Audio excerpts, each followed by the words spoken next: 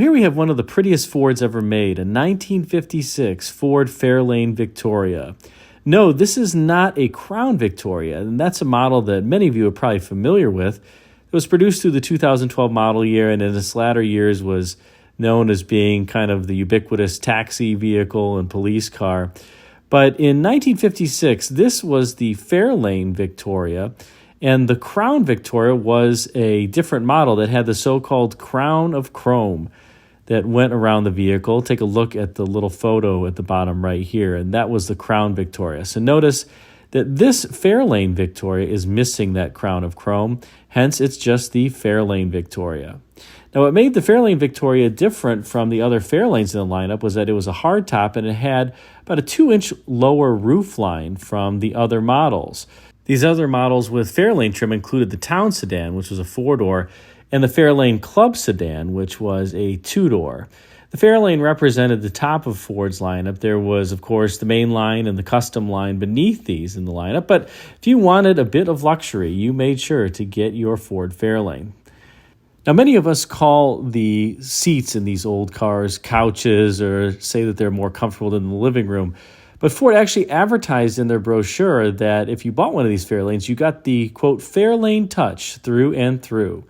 And in the so-called Fairlane luxury lounge interiors, yes, that's what Ford actually called them, they noted that you own a, quote, living room on wheels. And as you'll see here in a little bit, the interior on this vehicle is particularly deluxe, especially in light of the fact that this car is a 1956 model. Now, many people know that the Tucker Torpedo before this Ford was a car that was very focused on safety, but so was Ford during this time period. And they introduced a number of what they called lifeguard designs to their vehicles in order to help improve overall safety. And you got some comfy seats here as well.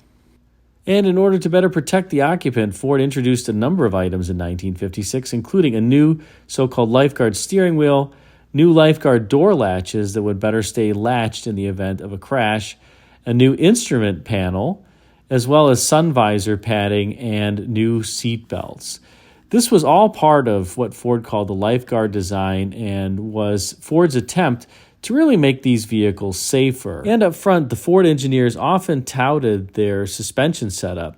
And that's because, as opposed to older vehicles where springs were often mounted perpendicular to the road, in other words, they were mounted in a straight up and down fashion, on these Fords, the springs are rotated at an angle, and that allowed for the wheels to better absorb head-on shocks and provide a smoother ride. This was, of course, the beginning of the era where automakers were trying to isolate occupants from the road, and Ford advertised if you got power steering on your Fairlane, a so-called setup that they called Master Guide power steering, and they advertised that it did up to 75% of the steering work for you.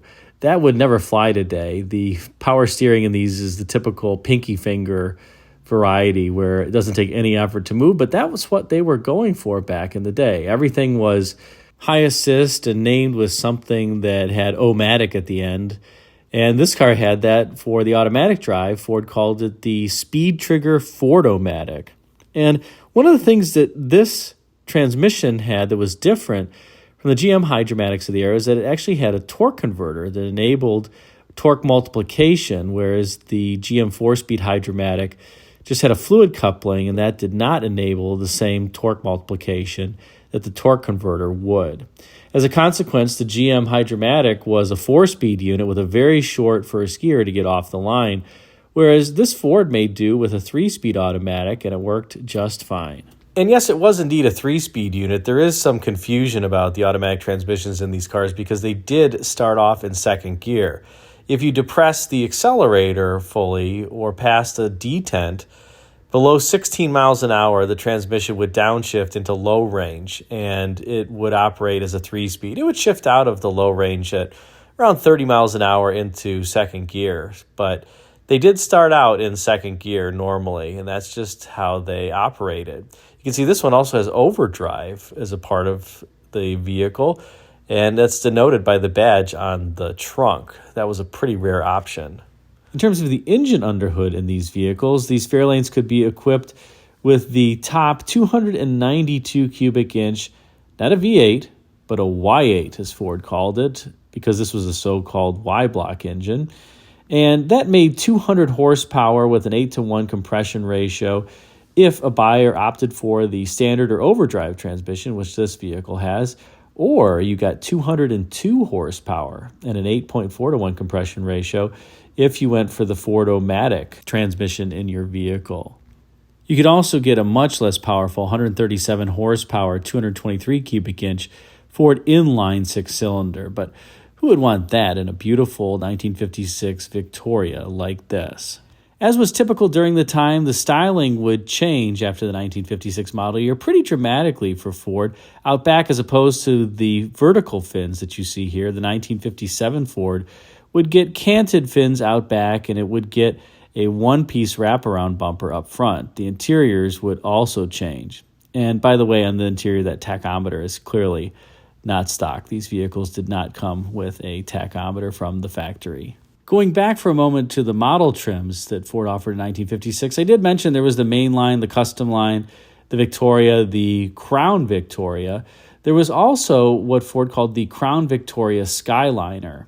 In 1956, you did not get the transparent top on the Crown Victoria. You had to get the Crown Victoria Skyliner in order to get the transparent top, with the transparent top being placed in front of that so-called crown of chrome that adorned the roofline of these particular vehicles. The base price for that Ford Crown Victoria Skyliner was $2,800, and that amounts to roughly about $40,000 today. Those vehicles are not only rare today, but they were rare back then, as Ford only produced 603 Fairlane Crown Victoria Skyliners. And really, customers at that point had realized that the transparent top made it very difficult to keep the interior cool on a hot day. And if you didn't have air conditioning, which was a very, very expensive option back at the time, at $435 or about $6,000 in today's dollars, on these 1956 Fords, then your car was going to be pretty gosh darn hot. The Skyliner name would be reused on later Fords from 1957 to 1959, but it denoted something different, and that is a retractable hardtop, or what Ford called the hideaway hardtop.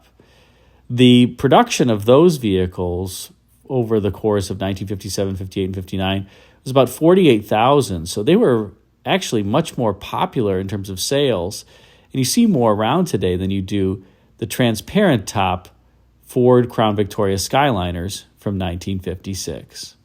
Hope you enjoyed this walk around of this 1956 Ford Fairlane Victoria. If you did, be sure to like, comment, and subscribe, and check out the video thumbnails at bottom left and right for some suggestions for you. Thanks again for watching.